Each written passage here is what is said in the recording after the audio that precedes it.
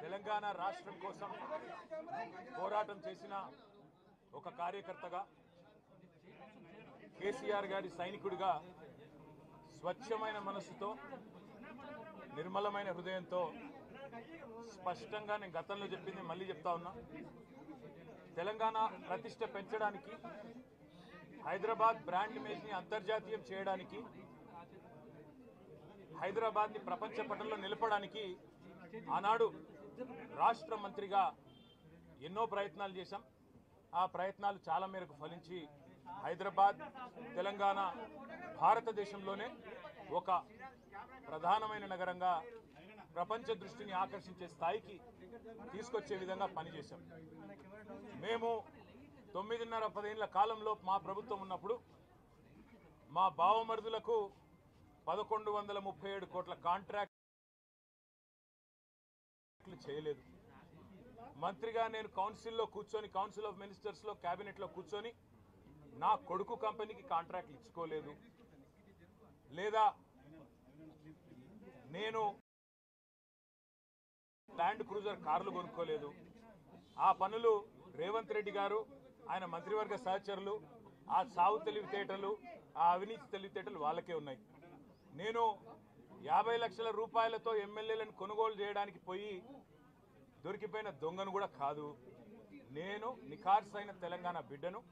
ఏ పని చేసినా తెలంగాణ కోసం, హైదరాబాద్ ప్రతిష్టలు పెంచడానికి కోసం చేశాను. అర పైసా అవినీతి కూడా నేను చేయలేదు, చేయబోను.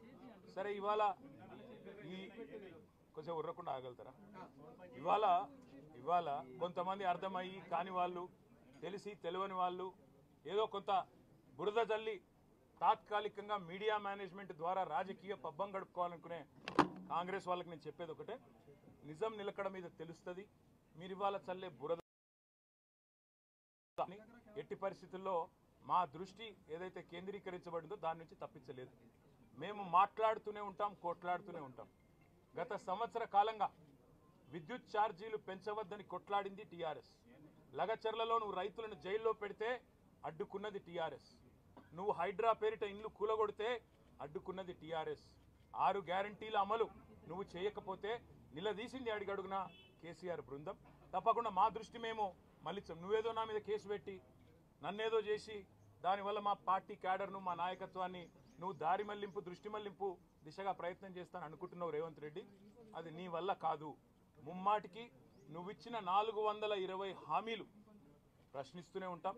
నువ్వు ఎన్ని కేసులు పెట్టినా, ఇది కాదు ఇంకో 100 పెట్టుకో, ఇంకో 1000 పెట్టుకో, ఎదుర్కొంటాం.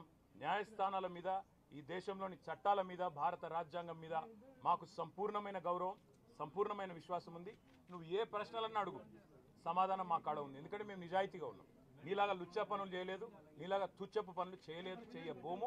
నిఖార్సైన తెలంగాణ బిడ్డగా, కేసీఆర్ గారి రక్తం పంచుకొని పుట్టిన కేసీఆర్ కొడుకుగా చెప్తా ఉన్నా, తెలంగాణ కోసం అవసరమైతే చస్తాను తప్ప ఎట్టి పరిస్థితుల్లో ఇట్లాంటి లుచ్చగాళ్ళ ముందు మాత్రం తల వంచను. తప్పకుండా కొట్లాడుతూనే ఉంటా, పోరాడుతూనే ఉంటా. తెలంగాణ జయించేదాకా, ఈ కాంగ్రెస్ కబంధ హస్తాల్లోంచి తెలంగాణ బయటకు వచ్చేదాకా కొట్లాడుతూనే ఉంటాను, ప్రతిజ్ఞ చేస్తా ఉన్నా.